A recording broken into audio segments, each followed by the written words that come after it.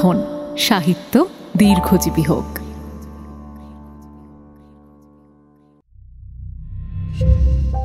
সাহিত্যের বিভিন্ন আঙিনা থেকে বাছাই করে নিয়ে আসা কিছু মণিমাণিক্য দিয়ে তৈরি আপনাদের প্রিয় কাহন। হাই, আমি অপরূপা। আজ কাহনে প্রথমবার শুনবেন এমআর জেমসের দুর্দান্ত একটি কাহিনী।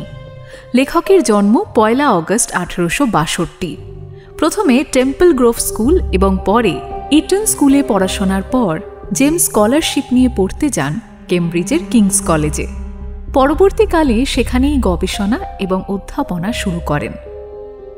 গতানুগতিক শিক্ষার পরিসরের মধ্যে থেকেও তার আগ্রহ ছিল প্রথাগত ইতিহাসের গণ্ডির বাইরের ইতিহাস নিয়ে। সাহিত্য মহলে তাঁর লেখা অলৌকিক এবং ভৌতিক গল্পগুলি রীতিমতো চর্চিত। শোনা যায় এইচপি লাভক্রাফটের খুব পছন্দের লেখক ছিলেন এমআর জেমস। তাঁর লেখা গল্পের মধ্যে অন্যতম হল count Magnus, a view from a hill, number 13, a warning to the curious, wailing well ইত্যাদি। আজ কাহনে শুনবেন এমআর জেমসের দ্য ট্র্যাক্টেড মিডথ এবং সিই ওয়ার্ডের লেখা সিকুয়েল 11334 অবলম্বনে রহস্যময় জমি। অনুবাদ করেছেন রিজু গাঙ্গুলি। গল্প পাঠে আজ থাকছেন দীপ। অন্যান্য চরিত্রে উজ্জ্বল সুদীপ্ত রামস্বরূপ, সিদ্ধার্থ, অর্ণব কৃষ্ণময়, অরিজিৎ অলিভিয়া, সঙ্গীতা এবং অর্পণ কুমার শর্মা। গল্প শুরুর আগে সেই চিরপরিচিত কথা, সিগারেট বা অন্যান্য মাদকদ্রব্য খাবেন না প্লিজ। এগুলি ক্যান্সার সহ আরও অনেক রোগের কারণ। আর আমাদের গল্প যদি আপনাদের ভালো লাগে তাহলে গল্পতে একটা লাইক এবং কাহনে একটা সাবস্ক্রাইবের পাশাপাশি কমেন্ট সেকশনের পাশে থাকা হাইপ অপশনে ক্লিক করে আমাদের সাপোর্ট করবেন কাইন্ডলি। শুরু হচ্ছে রহস্যময় জমি। সাহিত্য দীর্ঘজীবী হোক।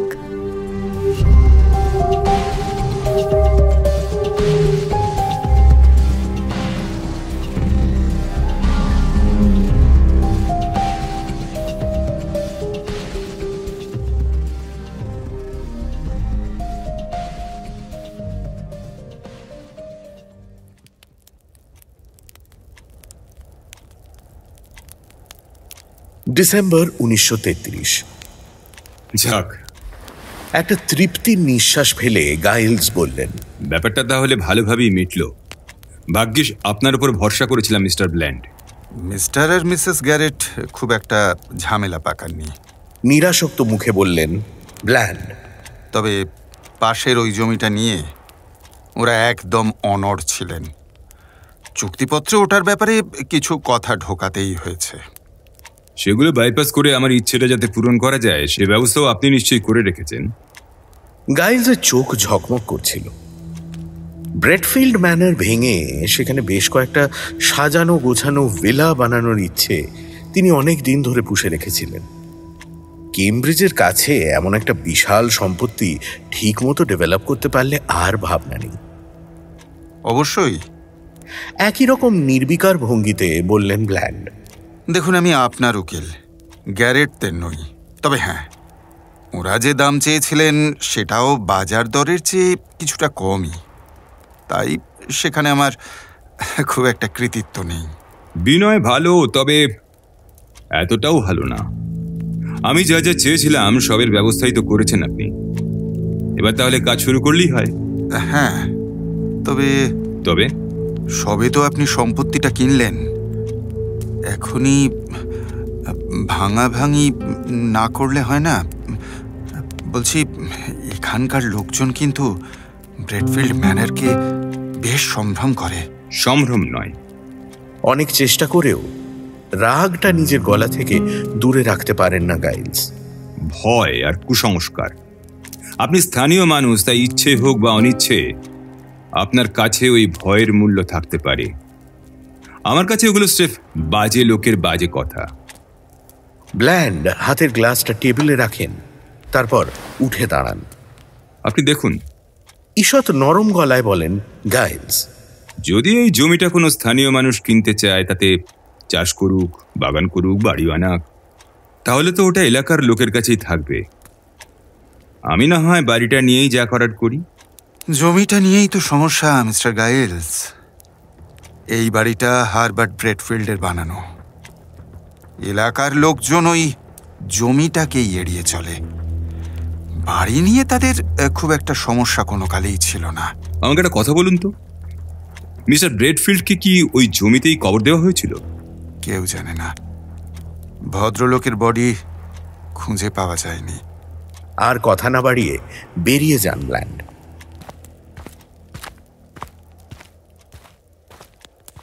জানলার পাশে দাঁড়িয়ে তাঁর চলে যাওয়া দেখেন গাইলস। যত সব কুসংস্কারাচ্ছন্ন কি। গালাগালগুলো গাইলসের ভেতর থেকে বেরিয়ে আসার পথ খুঁজছিল, কিন্তু পাশের ঘাসে ঢাকা জমিটার দিকে চোখ যেতেই সেগুলো ভেতরেই আটকে গেল। লোকটা ওখানে কি করছে? সন্ধে তখন ধীরে ধীরে রাতের চেহারা নিচ্ছে। আকাশের গায়ে লেগে থাকা শেষ আলোটুকু হারিয়ে যাচ্ছে দূরে কোথাও। তারই মধ্যে গাইলস কিন্তু স্পষ্ট দেখলেন ওই ঘাস বনের মধ্যে দাঁড়িয়ে আছে কালো পোশাক পরা কোলকুঁজো একজন মানুষ। জানলার কাঁচে ফায়ারপ্লেসের আলো রঙিন নকশা ফুটিয়ে তুলছিল। সেসব থেকে নজর সরিয়ে আরো মন দিয়ে গাইলস দেখার চেষ্টা করলেন লোকটিকে, কিন্তু তখন আর কাউকে দেখা গেল না। উটকো লোকেদের ঢোকা বন্ধ করতে হচ্ছে এবার, আপন মনে বললেন গাইলস। নির্ঘাত ঘাস কাটতে বা ওর মধ্যে লুকিয়ে থাকা খরগোশ মারতে এসেছিল হতভাগা।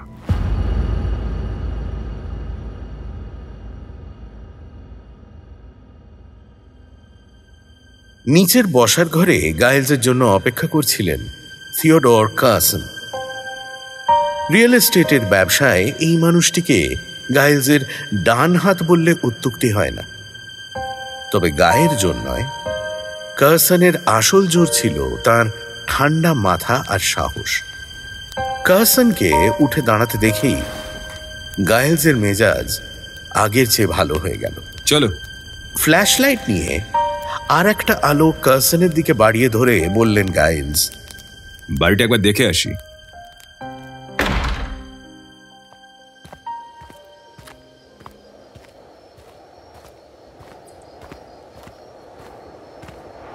সরু সরু করিডোর, কনকনে হাওয়া ঢোকার মতো করেই বানানো বিশাল সব ঘর, পেঁচানো সিঁড়ি, এগুলো দেখে গাইলসের মাথা গরম হয়েছিল। বাড়িটা কত তাড়াতাড়ি ভেঙে এখানে আধুনিক মানুষের জন্য আধুনিক আবাস, মানে যেটা গাইলসের ট্যাগলাইন, সেটাকে রূপায়িত করা যায় সেটাও তিনি ভাবতে শুরু করেছিলেন। কিন্তু একতলায় এই জমির লাগোয়া ঘরগুলো ঢুকেই গাইলসের দারুণ অস্বস্তি হলো। ফ্ল্যাশলাইটের উজ্জ্বল আলোয় স্পষ্টই বোঝা গেল ঘরময় ছড়িয়ে আছে মাকড়সার জাল। আলো থেকে পালিয়ে এদিক ওদিক লুকিয়ে পড়ল অষ্টচরণ 16 হাঁটুর দল। শুধু এই ঘরে নয়, এবার কার্সন মুখ খুললেন। পুরো একতলা জুড়েই রয়েছে মাকড়সা। আমি জ্যাকেটের ওপর দিয়েও টের পেয়েছি। ওরা আমাদের প্রায় ছুঁয়ে ছুঁয়ে সরে যাচ্ছে। এখানে কিছু একটা গুরুতর সমস্যা আছে মনে হচ্ছে। ওই জমিটা। সজোরে হাত চালিয়ে নাকের সামনে থাকা কয়েকটা জাল ছিঁড়ে ক্রুদ্ধ কণ্ঠে বলেন গাইলস, ওটার নিচেই রয়েছে এই আপদগুলো। হয় ওটা বিক্রি করতে হবে, নইলে অন্যভাবে এর একটা বিহিত করতে হবে।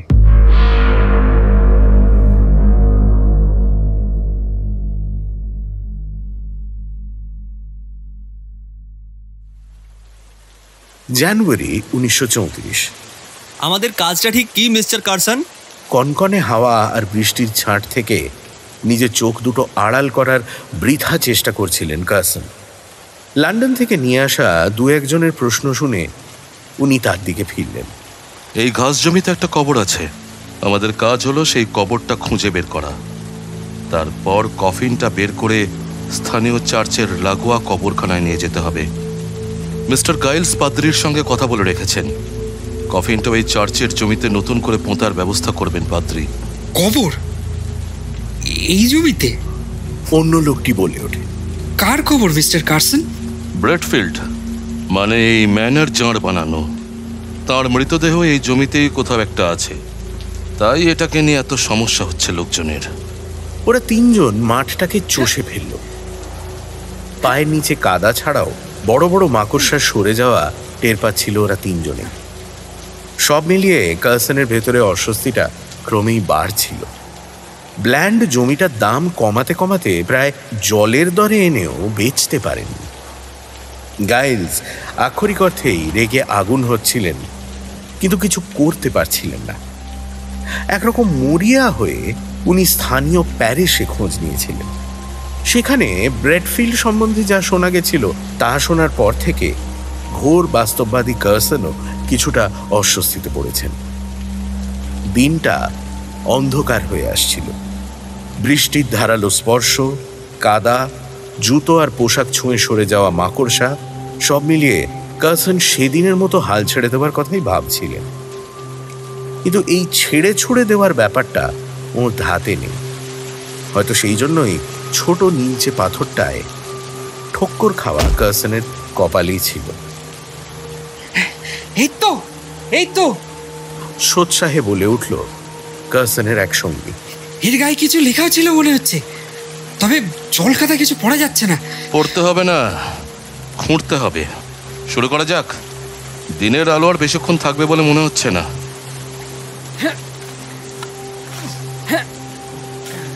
তিনজনের খোঁড়াখুঁড়িতে প্রথমে পাথরের চারপাশে, তারপর একটাই দিকে গর্তটা গভীর হয়ে চলল।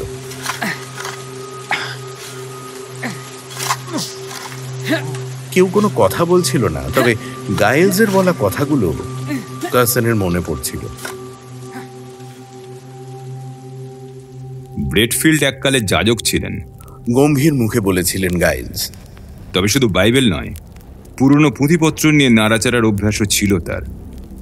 তেমনই কয়েকটা জিনিস পড়ার পর তার উপাসনার পদ্ধতি থেকে শুরু করে নানা ব্যাপার নিয়ে চার্চের অন্যান্য মাথাদের সঙ্গে তার ঝামেলা হয়। ব্রেডফিল্ড চার্চ থেকে বহিষ্কৃত হন। তাহলে এই ম্যানর বানানোর টাকা কোত্থেকে এলো? কার্সন জানতে চেয়েছিল। কেউ জানে না। আর সেখান থেকেই তৈরি হয়েছে যত রাজ্যের কুসংস্কার। লোকে বলে শয়তানের উপাসনা করে ব্রেডফিল্ড নাকি বিপুল সম্পদের মালিক হয়েছিলেন, আর সেই শয়তানি চুক্তির শর্ত অনুযায়ী মৃত্যুর পরেও তাকে দাম দিতে হচ্ছে ওই জমির তলায়। যত সব। গাইলসের গালাগালগুলো জোরালো শুনিয়েছিল, কিন্তু এই স্লেট রঙা আকাশ, কাদা, ধূসর হয়ে আসা ঘাসের বন আর মাকড়সাদের সরে যাওয়ার শব্দের মাঝে দাঁড়িয়ে সেগুলো ফিকে আর ফাঁপা বলে মনে হচ্ছিল কার্সনের। পাওয়া গেছে! চিৎকার করে উঠল কার্সনের সঙ্গে লন্ডন থেকে আসা এক মজুর। ময়লা আলো আর বৃষ্টির মধ্যেও বোঝা গেল মাটি আর কাদার বদলে কোদাল যাতে ধাক্কা মেরেছে তার রং কালচে লাল। ইটের স্তর, অর্থাৎ নিজের জন্য একটা মজলিয়াম বা সভাগার বানিয়েছিলেন ব্রেডফিল্ড। তিনজনে হাত লাগানোয় প্রথমে ইটগুলো আলগা হলো, তারপর ঝটপট কিছু ইট সরাতেই একটা ভদ্র গোছের ফোকর দেখা দিল। ফোকরের তলায় ঘন অন্ধকার দেখা যাচ্ছিল। আমরা কি পুরোটা খুঁড়ে ফেলবো মিস্টার কার্সন? না, আলো কমে আসছে, আর এর মধ্যে আমাদের পক্ষে কফিন খুঁজে বের করে সেটাকে তুলে এখান থেকে বেরোনো কঠিন হয়ে যাবে। বরং আমি নিচে নেমে দেখি কোথায় আছে কফিনটা। ফ্ল্যাশ লাইট জেলে দেখা গেল কাঁচা মাটির মেঝেটা নাগালের বাইরে নয়। ঠিক হলো পাশাপাশি দুটো দড়ি ফেলে একটা মইয়ের মতো জিনিস বানানো হবে। তাদের সাহায্যে নিচে নামবেন কার্সন, তার সঙ্গে ফ্ল্যাশ লাইট থাকবে। সবকিছু দেখে যদি কার্সনের মনে হয় যে সহজে দড়ি দিয়ে কফিনটা তোলা সম্ভব, তাহলে আরো একজন নিচে নেমে কফিনটাকে দড়ি দিয়ে বেঁধে ওপরে তোলায় সাহায্য করবে। নইলে কাল দেখা যাবে।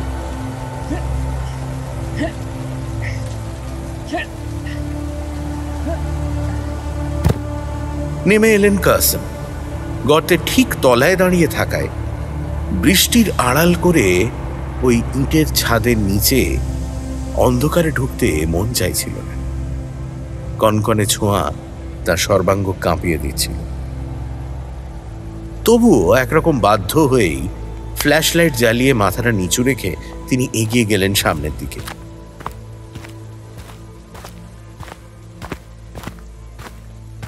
পরক্ষণেই কার্সনের অস্বস্তিটা ভয়ের চেহারা নিল।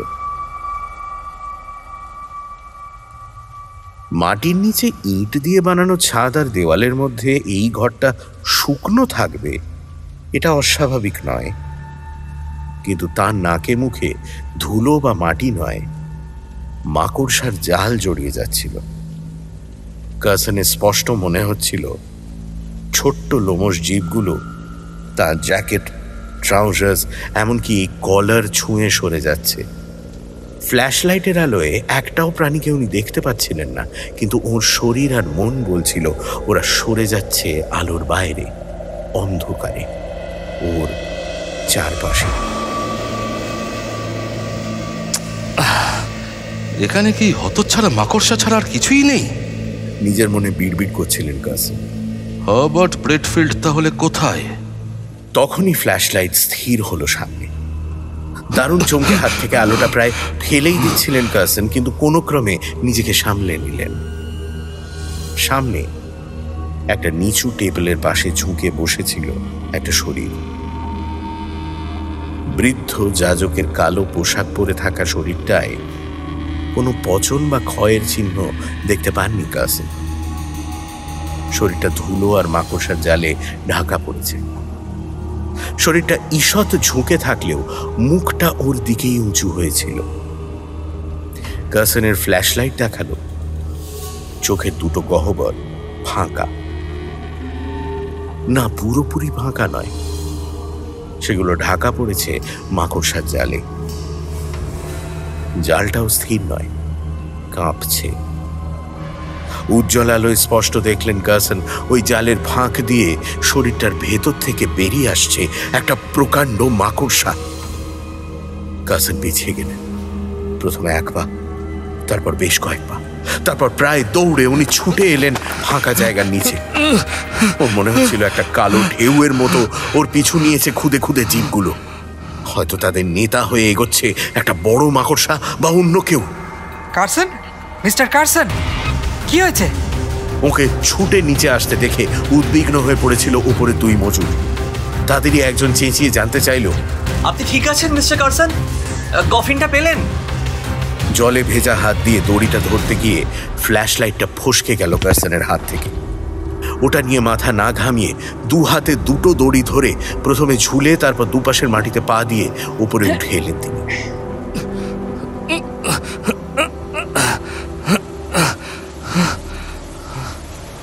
তখনও বৃষ্টি থামেনি, অন্ধকার ঘন হয়েছে আশেপাশে। তাল মিলিয়ে বেড়ে উঠেছে হাওয়ার বেগ। মিস্টার কার্সন, মজুররা তাদের নেতাকে এমন অবস্থায় আগে দেখেনি। একটু দ্বিধা ভরেই তাদের একজন অন্ধকারের মধ্যে জ্বলে থাকা ফ্ল্যাশ লাইটের দিকে আঙুল তুলে বলল, আমি কি নিচে নেমে ওটা নিয়ে আসবো? না, থাক ওটা। এখন চলো, একটা টেলিগ্রাম পাঠাতে হবে মিস্টার গাইলসকে। অত্যন্ত কেঠো ভঙ্গিতে, body found, no coffin, orders awaited. এই টেলিগ্রাম পাঠিয়ে কার্সন রণে ভঙ্গ দিলেন। তিনি জানতেন এক্ষেত্রে গাইলসের পক্ষেও আলটপকা নির্দেশ দেওয়া সহজ ছিল না। তাছাড়া মাটির নিচের ঘরে ওই অভিজ্ঞতার পর উনি বেশ বুঝতে পারছিলেন এই ধকল সামলাতে একটু সময় লাগবে। পরদিন ঘরমুখো হয়েছিলেন কার্সন আর তার সঙ্গীরা।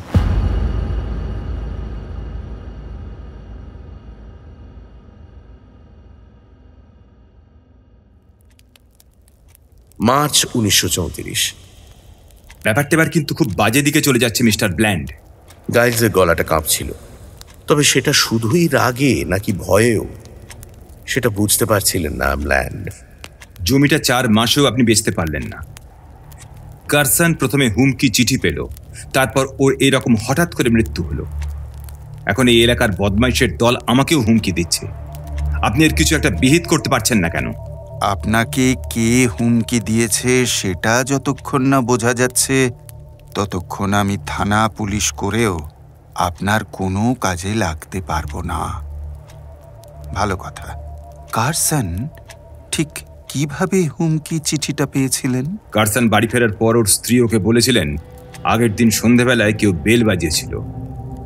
মিসেস কার্সন দরজাটা খুলে দেখেন ওই বৃষ্টির মধ্যেই কালো পোশাক পরা এক বয়স্ক ভদ্রলোক রাস্তা দিয়ে হনহনিয়ে বাড়ি থেকে চলে যাচ্ছেন। তবে যাওয়ার আগে তিনি কার্সনের জন্য একটা চিঠি গুঁজে দিয়েছিলেন দরজার নিচে। ময়লা, ধুলো আর মাটি লাগা খামটায় কোনো ঠিকানা ছিল না। ভেতরে ছিল একটা ময়লা কাগজ। তার গায়ের লেখাগুলোর মাথামুন্ডু কিছুই উদ্ধার করতে পারেনি কার্সন। চিঠিটা আছে আপনার কাছে? এই যে। গাইলস ওটা বাড়িয়ে ধরেন। খাম আর তার ভেতরের কাগজটা খুঁটিয়ে দেখেন ব্ল্যান্ড। কি মনে করে তিনি তারপরেই বলেন, আচ্ছা, আপনার হুমকি চিঠিটাও একবার দেখি। গাইলস তুম্ব মুখে হাত বাড়িয়ে দেন। তাতে একটা ময়লা খাম ধরা ছিল। খাম খুলে ভেতরের কাগজটা বের করে আলোর সামনে আনেন ব্ল্যান্ড। এ কি? সংখ্যাটা যেন অন্যরকম লাগছে। খাম আর তার ভেতরে থাকা কাগজ দুটো পাশাপাশি রেখে পরীক্ষা করলেন ব্ল্যান্ড। তারপর গম্ভীরভাবে বললেন, ঠিকই ধরেছি। খামগুলো এক, ভিতরের কাগজও এক, কিন্তু এই বাঁকা হরফে লেখা সংখ্যাগুলো আলাদা। কার্সন পেয়েছিল 31134 আর আপনি পেয়েছেন 11334। এর মানে কি? আমি কি করে জানবো? তবে এগুলো যে আমাকে ভয় দেখানোর চেষ্টা, সেটা আমি বিলক্ষণ বুঝতে পারছি। ঘটে বুদ্ধিশুদ্ধি থাকলে আপনিও বুঝতেন। এর মধ্যে আপনি ভয় দেখানোর কি পেলেন? দেখুন, কার্সনের মৃত্যু হয়েছিল হৃদরোগে। ওর সঙ্গে ব্রেডফিল্ড ম্যানরের ওই জমিতে যারা ছিল তারা তো স্পষ্টই বলেছে যে নিচ থেকে উঠে আসার পর কার্সনকে দেখে অসুস্থই লাগছিল। মাটির নিচে কোনো বিষাক্ত গ্যাস থেকে এমন কিছু হতেই পারে। তার সঙ্গে এই চিঠির হয়তো কোনো সম্পর্কই নেই। আছে মিস্টার ব্ল্যান্ড, আছে।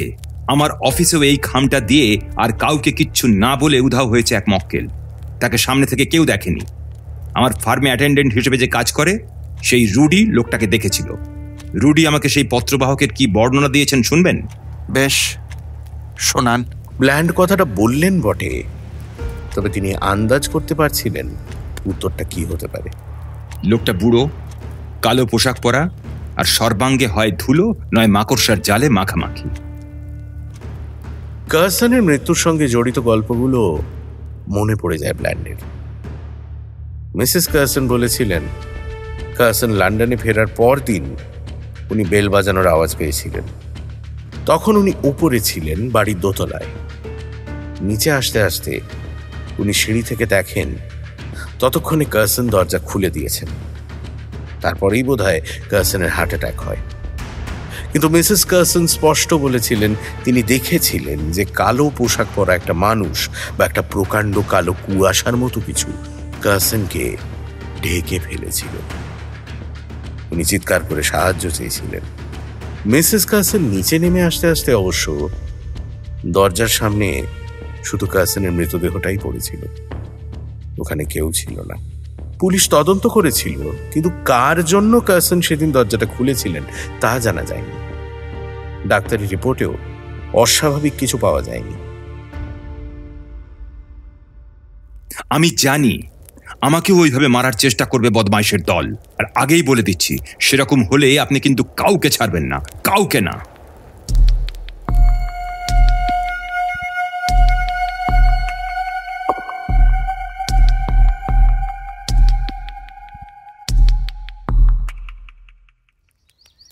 Devon, November 1934। বসিয়ে রাখার জন্য দুঃখিত মিস্টার ব্ল্যান্ড। চার্লস গ্যারেট সহাস্যে ব্ল্যান্ডের সঙ্গে করমর্দন করলেন।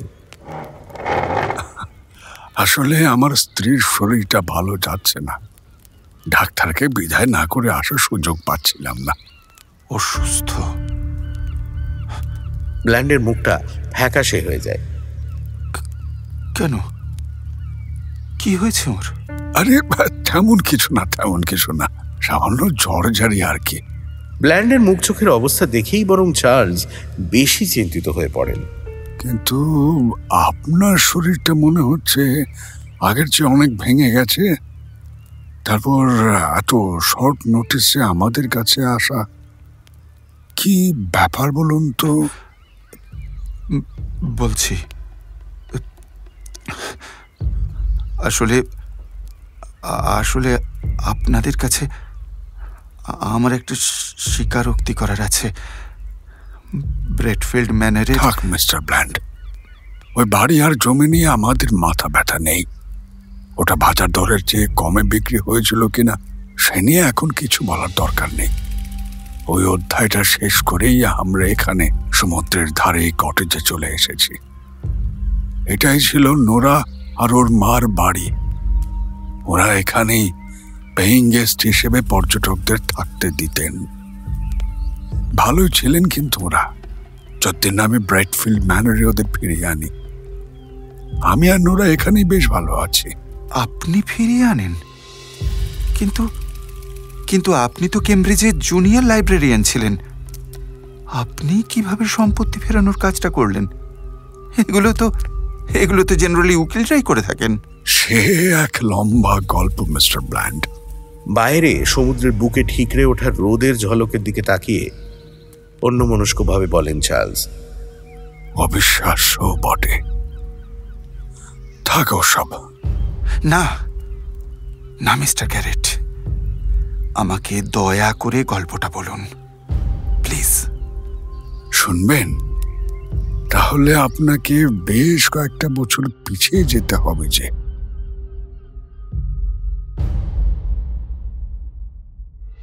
কেমব্রিজ 1911।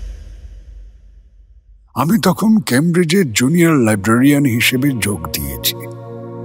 নিজের মতো পড়াশোনা আর বইয়ের বিশাল সমুদ্রের কোথায় কি আছে তার মোটামুটি ধারণা তৈরি করার চেষ্টা, এই নিয়েই দিন কাটছিল আমার। ওখানে আমার সিনিয়র ছিলেন হেক্টর পেন। তিনি একদিন আমাকে ডেকে পাঠিয়েছিলেন। পেনের উল্টো দিকের চেয়ারে বসেছিলেন রজার ব্রেডফিল্ড। ভদ্রলোকের চেহারাটা এমন কিছু আহামরি না হলেও পোশাক আশাক বেশ দামি ছিল। কথাবার্তাও বেশ ভালো লেগেছিল। ওনাকে একটু সাহায্য করো চার্লস। হেক্টর সোজা কাজের কথা এলেন। মিস্টার ব্রেডফিল্ড একটা বিশেষ বই খুঁজছেন, কিন্তু সেটা কোথায় থাকতে পারে সেটা নিয়ে ওনার কোনো ধারণা নেই। বইটার নাম বা লেখকের নাম এমনকি বিষয় জানা থাকলেও চেষ্টা করতে পারে। আমি মিস্টার ব্রেডফিল্ডকে জিজ্ঞেস করেছিলাম, এই নিয়ে কিছু বলতে পারবেন? আসলে আমি কখনো বইটা দেখিওনি। আমার কাকা হারবার্ট ব্রেডফিল্ড নানা সময় তার সংগ্রহ থেকে নানা বই নানা জায়গায় পাঠিয়েছিলেন। এই লাইব্রেরিতেও ওর বেশ কিছু বই এসেছে, তো আমি তাদের মধ্যেই একটা বই খুঁজছি। তো আমি শুরু করলাম আমার কাজ। পুরনো কাগজপত্র ঘেঁটে বুঝলাম এটা প্রায় খড়ের গাদায় সূচ খোঁজার মতো ব্যাপার হয়ে যাবে। সেই সময় বহু পরিবার তাদের লাইব্রেরি খালি করে অজস্র দলিল, নথি আর পুরনো বই কেমব্রিজ লাইব্রেরিকে দিয়ে দিয়েছিল। ব্রেডফিল্ড ম্যানর থেকেও আসা বহু বই তাদের মধ্যে মিশে গেছে। বাধ্য হয়ে রজারকে ধরলাম একদিন। উনি প্রায় রোজই লাইব্রেরিতে এসে খোঁজাখুঁজি করে আমার মাথা ধরিয়ে দিচ্ছিলেন। বইটা সম্পর্কে আমাকে আর কিছু বলতে পারবেন? জানতে চাইলাম রজারের কাছে। মানে কি নিয়ে লেখা ওটা? সেটা ঠিক জানি না, তবে বইটা ইংরেজি নয়। আর ওর কাগজপত্রের মধ্যে আমি একটা সংখ্যা পেয়েছিলাম, সেটার আর কোনো অর্থ উদ্ধার করতে পারিনি। আপনি যদি ওটা দিয়ে কিছু করতে পারেন না তাহলে একবার দেখুন। কি সংখ্যা? 11334। কি? হ্যাঁ। একটু অস্বস্তি ভরা গলায় বলেন চার্লস। এই সংখ্যাটা দিয়েই আমি কাজ শুরু করেছিলাম। কিন্তু আপনি এত চমকে উঠলেন কেন মিস্টার ব্ল্যান্ড? বলবো ঢোক গিলে বলেন ব্ল্যান্ড। আগে আগে আপনি শেষ করুন কথাটা। চুপ করে কিছুক্ষণ ব্ল্যান্ডের দিকে তাকিয়ে থাকেন চার্লস, তারপর কাঁধ ঝাঁকিয়ে নিজের কথায় ফিরে যান। কেমব্রিজ 1911। সংখ্যাটা দেখে মনে হয়েছিল এটা লাইব্রেরিতে আসা নতুন বই যেভাবে এন্ট্রি করা হয় সে অ্যাক্সেশন নাম্বার ছাড়া আর কিছু নয়। অতঃপর সংখ্যাটা ভাঙার চেষ্টা করে বেশ কয়েকটা সম্ভাব্য কম্বিনেশন পেলাম। তার প্রায় সবকটাই বাতিল হয়ে গেল, কারণ সেই বইগুলো ইংরেজিতে লেখা ছিল। তবে 11-3-34 এইভাবে ভেঙে পাওয়া বইটা আমার রজারের মনে ধরেছিল দুটো কারণে। প্রথমত, বইটা হিব্রুতে লেখা, অর্থাৎ ইংরেজি নয়। দ্বিতীয়ত, রজারের কাকা হার্বার্ট ব্রেডফিল্ড নাকি ওই রকমই একটা বই নিয়েই অধিকাংশ সময় কাটাতেন। বইটার নাম ট্র্যাক্টেট মিডেথ। বইটা আমস্টারডাম থেকে প্রকাশিত হয়েছিল, হিব্রু তালমুদের সঙ্গে নাখমানিডেজের করা ব্যাখ্যা হিসেবে। একেবারে রসকসীন বই যাকে বলে। রজারকে বইটার কথা বলে ফর্ম ফিল আপ করতে বললাম, যাতে উনি বইটা তুলতে পারেন। রজার যখন সোৎসাহে ফর্ম ফিল আপ করছেন, তখন আমি বইটা আনতে গেলাম। তাজ্জব ব্যাপার হলো, ঠিক ওই বইটাই দেখলাম তখন শেলফে নেই। বুঝলাম ওটা ইস্যু হয়েছে। সেই সময় কেমব্রিজে বাইরে থেকে বেশ কয়েকজন গবেষক আর চার্চের নিজস্ব স্কলার এসেছিলেন। হয়তো তাদেরই কেউ নিয়েছিলেন ওটা। তো রজারকে ব্যাপারটা বলতে ওর চোয়াল ঝুলে পড়ল। বইটা ফেরত এলে ওকে সেটা পাঠাবো এই কথা দিয়ে ভদ্রলোকের হাত থেকে সেদিনের মতো রেহাই পেলাম। তবে আমার অবাক হওয়া তখনও বাকি ছিল। বইটা কে নিয়ে থাকতে পারে সেই খোঁজ করে রেজিস্টারে কোনো এন্ট্রি পেলাম না। ব্যাপারটা এত অস্বাভাবিক যে আবার শেলফের কাছে গেলাম। বইটা এবার যথাস্থানে ছিল।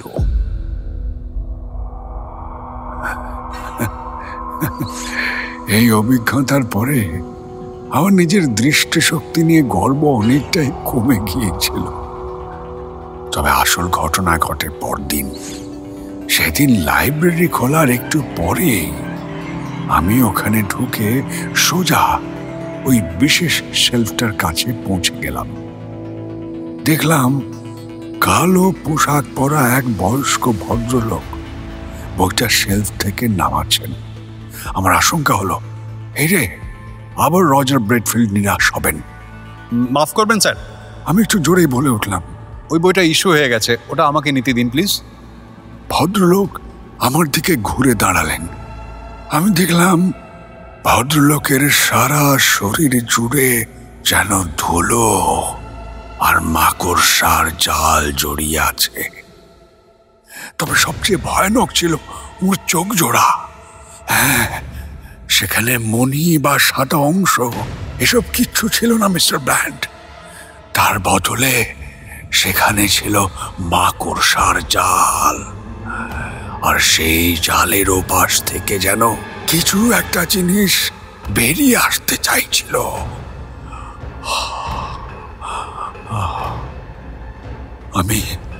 আমি ওখানে জ্ঞান হারিয়েছিলাম। আমাদের প্রধান পোর্টার আমাকে ওই অবস্থায় খুঁজে পায়। লাইব্রেরিতে আওয়াজ করা একেবারেই নিয়ম বিরুদ্ধ। তার মধ্যেই আমাকে নিয়ে বোধহয় চিৎকার চেঁচামেচি হয়েছিল।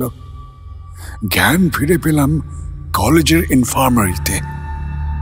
কি হয়েছিল সেটা বলতে গিয়ে বুঝলাম যে সত্যবাদিতা করলে বিপদ হবে। বদ্ধ পরিবেশে কারো মাথা ঘুরে গেলে তাকে লোকে সহানুভূতির চোখে দেখে, কিন্তু ভুলভাল জিনিস দেখতে পেলে তারই চাকরি নিয়ে টানাটানি হয়। তাই আমি সহজবোধ্য ব্যাখ্যাটাই দিলাম। সেটা হেক্টর পেন এবং অন্যান্যরা মেনেও নিলেন। আমার ছুটি মঞ্জুর হলো। বলা হলো ঝটপট সমুদ্রের ধারে কোথাও, সম্ভব হলে ডেভেনে ছুটি কাটিয়ে একদম চাঙ্গা হয়ে আবার কাজে যোগ দিতে। আমি সেই দিনই ট্রেনের টিকিট কাটলাম। তবে আমার ধাক্কা খাওয়া তখনও বাকি ছিল। ট্রেনের কাছে যখন পৌঁছেছি তখন গার্ড বাঁশি বাজিয়ে দিয়েছিলেন। আমি দৌড়াতে দৌড়াতে ক্যারেজের কাছে এসে গেছিলাম। তখনই দেখলাম তার দরজার সামনে আমার দিকে পেছন করে দাঁড়িয়ে আছেন এক বুড়ো ভদ্রলোক, কালো পোশাক, আর তার সারা গায়ে যেন ধুলো মাখামাখি হয়ে আছে। দৃশ্যটা দেখে আমার আরেকবার অজ্ঞান হওয়ার অবস্থা হলো। প্রায় বেহুশের মতোই পাশের ফার্স্ট ক্লাস কোচের দরজা খুলে ভেতরে ঢুকে গেলাম। তারপর সব অন্ধকার হয়ে গেল। জ্ঞান ফিরে পেয়ে দেখলাম দুজন মহিলা আমার দিকে উদ্বিগ্ন মুখে চেয়ে আছেন। একজনের হাতে স্মেলিং সল্টের শিশি, অন্যজনের হাতে জলপট্টি টাইপের একটা কাপড়। আমি তাদের সাহায্য নিয়েই কোন রকমের সিটে বসলাম। আমাকে ক্ষমা করবেন, আমি সত্যি লজ্জা পেয়েছিলাম। এভাবে আপনাদের রিজার্ভ করা কোচে ঢুকে আপনাদের বিব্রত করার কোনো ইচ্ছে আমার ছিল না। দুই মহিলার মধ্যে একজন ছিলেন এলিজাবেথ রান্ড, অন্যজন তার মেয়ে নোরা। তারা আমার ক্ষমা চাওয়াটাও স্রেফ উড়িয়ে দিলেন। আমার পরিচয় জানলেন। আমি যে ছুটি নিয়ে সমুদ্রের ধারে কদিন কাটাতে যাচ্ছি এও জানলেন। নিজেদের লাঞ্চ বাস্কেট থেকে আমাকে খাবার খাওয়ালেন। তারপর জানতে চাইলেন আমার কি হয়েছে। আমার স্নায়ুর উপর বোধহয় কোনো কারণে খুব চাপ পড়েছে। এছাড়া আর কিছু বলার মতো পাইনি আমি। ট্রেনে ওঠার সময় আমার মাথাটা এবার ঘুরে গিয়েছিল। সেই জন্য আমি প্রায় অন্ধের মতো আপনাদের কোচে উঠে অজ্ঞান হয়ে গিয়েছিলাম। বুঝলাম। আপনি এক কাজ করুন, এই ছুটিটা তাহলে আপনি স্রেফ বিশ্রাম নিয়ে কাটান, বলেছিল নোরা। কিন্তু ডেভনে আপনি থাকবেন কোথায়? যদি কিছু মনে না করেন তাহলে একটা কথা বলি। এলিজাবেথ বলেছিলেন। আমরা এখানেই থাকি, পেইং গেস্ট নেওয়ার সুবিধাও আছে আমাদের। আপনি আমাদের বাড়িতে থাকবেন? আমার কাছে প্রস্তাবটা দারুণ মনে হলো। তাছাড়া নোরার সাহচর্য আমার ততক্ষণে খুব ভালো লাগতে শুরু করেছে। মানে বুঝিনি তো। কথায় কথায় জানতে চাইলাম ওরা ডেভনের আদিবাসিন্দা কিনা। আমরা আদতে কেমব্রিজেরই বাসিন্দা। এলিজাবেথ আমাকে তাদের ইতিহাস শুনিয়েছিলেন। পরিবারের অমতে মিস্টার রান্ডকে বিয়ে করেছিলাম বলে আমার বাবা কাকা আমার সঙ্গে কোনো সম্পর্ক রাখেননি। ডেভেনে একটা কটেজে আমাদের বাড়ি, ওটার একতলায় পেইং গেস্টদের রেখে আর নোরার বাবা রেখে যাওয়া কিছু বন্ড আর আমানতের জোরেই আমাদের সংসার চলে। বাবা কাকা এদের মধ্যে এখন কেউ কেমব্রিজে থাকেন? বাবা মা অনেকদিন আগে মারা গেছেন, কাকাও মারা গেছেন কদিন আগে। এলিজাবেথের মুখে ম্লান হাসি ফুটে উঠেছিল। তবে জানেন, আমার সম্পর্কে কাকার মনোভাব পরে বোধহয় বদলে গেছিল। উনি আমাকে চিঠি পাঠিয়ে জানিয়েছিলেন আমার জন্য নাকি উনি কিছু রেখে যাচ্ছেন, কিন্তু সেটা আমাকে খুঁজে নিতে হবে। মানে? আমি অবাক হই। আমার কাকার কোনো ছেলে মেয়ে ছিল না, তাই তার সম্পত্তি পেয়েছিল আমার ভাই। তবে তিনি নাকি একটা উইল করেছিলেন, সেই উইলে হয়তো আমাকে কিছু দেওয়া ছিল। তবে মুশকিল হলো সেই উইলটা কেউ পায়নি। তাই নাকি? ছোটবেলা থেকে গুপ্তধন আর লুকোনো জিনিস খুঁজে বের করা নিয়ে রোমহর্ষক সব অ্যাডভেঞ্চার পড়ার স্মৃতি ফিরে এসেছিল আমার মধ্যে। কোথায় থাকতে পারে বইটা, সেই নিয়ে কিছু বলতে পারবেন? উইলটা করা হয়েছিল একটা বইয়ের ভেতরে, একটা পাতায়। বইটা ইংরেজি নয়। ইংরেজি নয়? প্রশ্নটা করতে গিয়ে আমার ভেতরে একটা খুব চেনা ভয় মাথা তুলতে শুরু করলো। আর কিছু? ওই বাড়িতে আমার ভাই আমাকে কিছুতেই ঢুকতে দেবে না। কিন্তু আমাকে আমাদের এক পারিবারিক বন্ধু বলেছিলেন আমার ভাই নাকি কি একটা বই হন্যে হয়ে খুঁজছে। জানেন, মনে হয়েছিল বইটা কাকা না অন্য কোথাও পাঠিয়ে দিয়েছিলেন, হয়তো কোনো লাইব্রেরিতে। আমার বিশেষ কিছু বলার অবস্থা ছিল না। চোখের সামনে সেই ধূলি ধূসর কালো পোশাক পরার চেহারাটা যেন জমাট বাঁধছিল। তাও জানতে চাইলাম, আর কিছু? আমার কাছে কদিন আগে একটা খাম এসেছিল। চিন্তিত মুখে বলেছিলেন এলিজাবেথ। তার ভেতরে একটা কাগজে একটা নাম্বার লেখা ছিল শুধু। হাতের লেখাটা কাকার বলেই মনে হয়েছিল, অথচ কাকা তো মারা গেছেন বেশ কয়েক বছর আগেই। কি সংখ্যা? 11334। আমি হাঁ করে ওদের দিকে তাকিয়েছিলাম বেশ কিছুক্ষণ। তারপর বলেছিলাম, মিসেস রান্ট, আপনাদের পারিবারিক পদবিটা কি দয়া করে বলবেন? ব্রেডফিল্ড। কিন্তু আপনি কি? প্রশ্নের বাকিটা শুনিনি। ট্রেন তখন একটা স্টেশন ছেড়ে সবে হেলে দুলে রওনা হচ্ছিল। আমি কোনো ক্রমে চলন্ত ট্রেন থেকে নেমেছিলাম, বোধহয় আছাড়ও খেয়েছিলাম। তবে সেসব আর মনে নেই। গাড়ি, ঘোড়ার গাড়ি, বাইসাইকেল সব কিছু কাজে লাগিয়ে বিকেল নাগাদ লাইব্রেরিতে পৌঁছলাম। আমাকে, বা আরো ভালো করে বলতে গেলে আমার অবস্থা দেখে ওখানে হুলস্থুল পড়ে গেল। আমি কিছুর তোয়াক্কা না করে জানতে চাইলাম ট্র্যাক্টেড মিডাস এখন কোথায়। চিফ পোর্টার জানালো বইটা শেলফে ছিল আর রজারের ফিল আপ করা ফর্মাল রেকর্ডে ছিল, তাই ওটা রেজিস্ট্রি করে ব্রেডফিল্ড ম্যানরে পাঠানো হয়েছে। ঠিকানাটা জানতাম, তাই আর দেরি করিনি। যখন ব্রেডফিল্ড ম্যানরের কাছে এসেছি তখন সন্ধে নেমেছে। দেখতে পেলাম পোস্টম্যান ফেরার পথ ধরেছে। আমাকে প্রায় দৌড়ে আসতে সেও দেখেছিল, ওকে কিছু বলতে হয়নি। আমার পিছু দিয়ে পোস্টম্যানও গেটের দিকে এগিয়েছিল। আমরা দুজনেই দৃশ্যটা দেখেছিলাম। প্যাকেটটা হাতে পেয়েই রজার বইটা বের করেছিলেন। আমরা যখন গেট দিয়ে ঢুকছি তখন উনি পাগলের মতো পাতা উল্টে কিছু একটা খুঁজছিলেন। সেটা পেয়েও ছিলেন, কারণ আমার স্পষ্ট মনে আছে উনি নিচু হয়ে একটা পাতা টেনে ছেড়বার চেষ্টা করছেন বলে মনে হয়েছিল। ঠিক তখনই সেই ঘটনাটা ঘটল। কালো পোশাক পরা একটা বুড়ো বা একটা প্রকাণ্ড মাকড়সার মতো কিছু একটা রজারের ওপর ঝাঁপিয়ে পড়েছিল ঘাস জমি থেকে।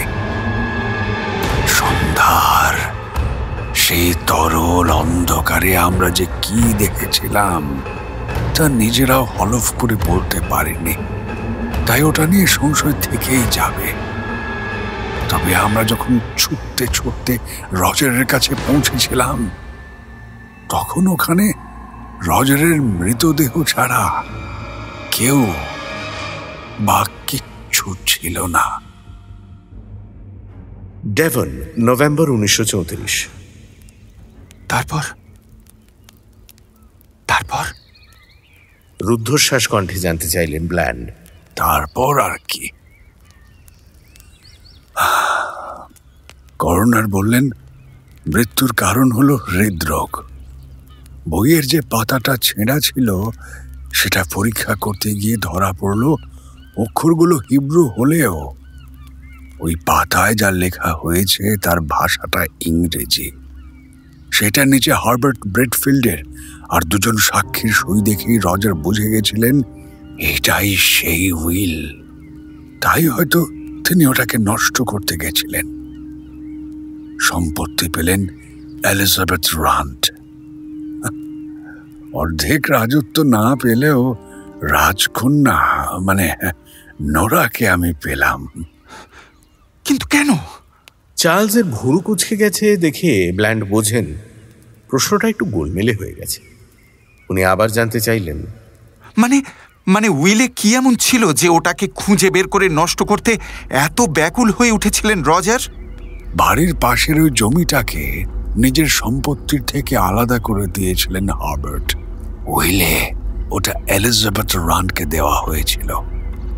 ওটা তখন বেচতে চাইছিলেন রজার, তাই হয়তো উইলটা খুঁজে বের করে নষ্ট করতে চেয়েছিলেন উনি। জমিটা?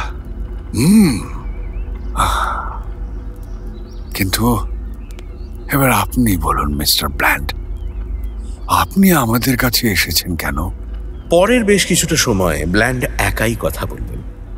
তার মুখে চোখে আতঙ্কের ভাব এতটাই স্পষ্ট ছিল যে চার্লস তাকে বাধা দেননি।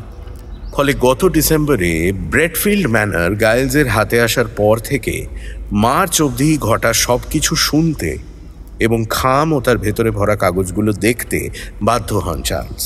সংখ্যাগুলো দেখে অবশ্য তিনিও বিলক্ষণ চমকে ছিলেন। আর গাইলস, উনি এখন কেমন আছেন? নেই। আমার সঙ্গে কথা হওয়ার পর তিনি নিজের অফিসে ঠিক ওভাবেই। কি বলবেন ভেবে পান না চার্লস। তারপর একরকম বাধ্য হয়েই জানতে চান,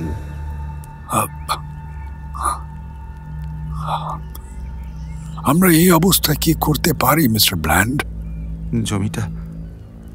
জমিটা দয়া করে ফেরত নিন আপনারা। চুক্তিপত্রে আপনারা স্পষ্ট করে বলেছিলেন জমিটা যেন বেচার চেষ্টা না করা হয়। মিস্টার গাইলস আর আমি নানা রকম ভাষার আড়ালে থেকে জমিটা বেচবার যথাসাধ্য চেষ্টা করেছিলাম। চুক্তিভঙ্গের দায়ে তাই জমি আর সম্পত্তি আপনাদের কাছে ফিরে যাওয়া উচিত। ওটা নিয়ে আমাকে নিষ্কৃতি দিন মিস্টার গ্যারেট। আমাকে বাঁচান।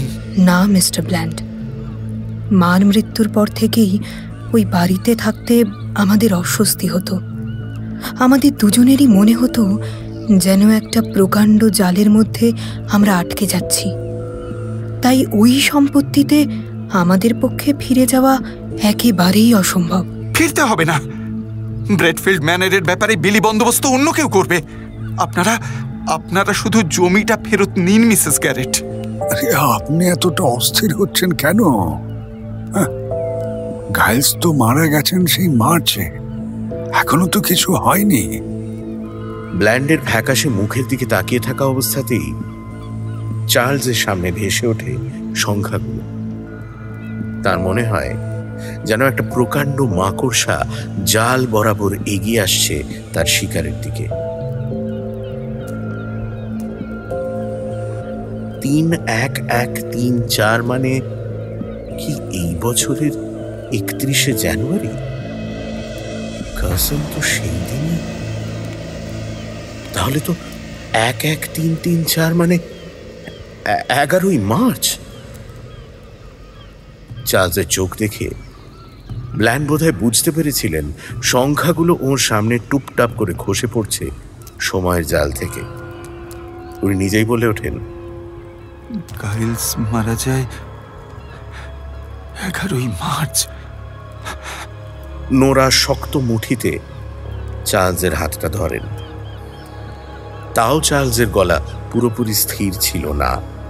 যদি সংখ্যার ভিত্তিতে এই ব্যাপারগুলো হয় তাহলে পরের তারিখ কবে?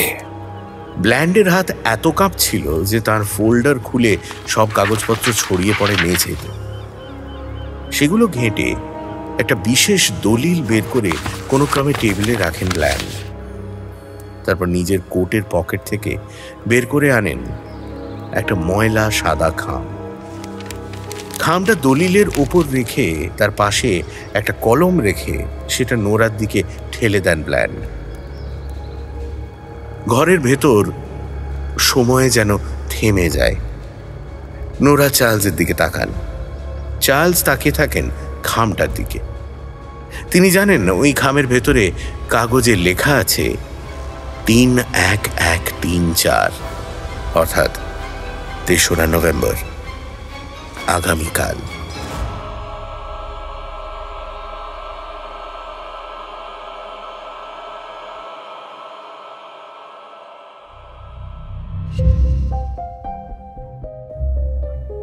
আজ কাহনে শুনলেন এমআর জেমসের দ্য ট্র্যাক্টেড মিডথ এবং সিই ওয়ার্ডের লেখা সিকুয়েল 11334 অবলম্বনে রহস্যময় জমি। অনুবাদ করেছেন রিজু গাঙ্গুলি। গল্প পাঠে আজ ছিলেন দীপ। অন্যান্য চরিত্রে উজ্জ্বল সুদীপ্ত রামস্বরূপ, সিদ্ধার্থ, অর্ণব কৃষ্ণময়, অরিজিৎ অলিভিয়া, সঙ্গীতা এবং অর্পণ কুমার শর্মা। সম্পাদনা ও আবহ শুভজিৎ। সমগ্র পরিচালনা আরজে অর্ণব। গল্পটা কেমন লাগলো অবশ্যই কমেন্টে জানাবেন। কিন্তু আগামী সপ্তাহে আরও একটি দুর্দান্ত গল্প নিয়ে ফিরবে কাহন। সাহিত্য দীর্ঘজীবী হোক।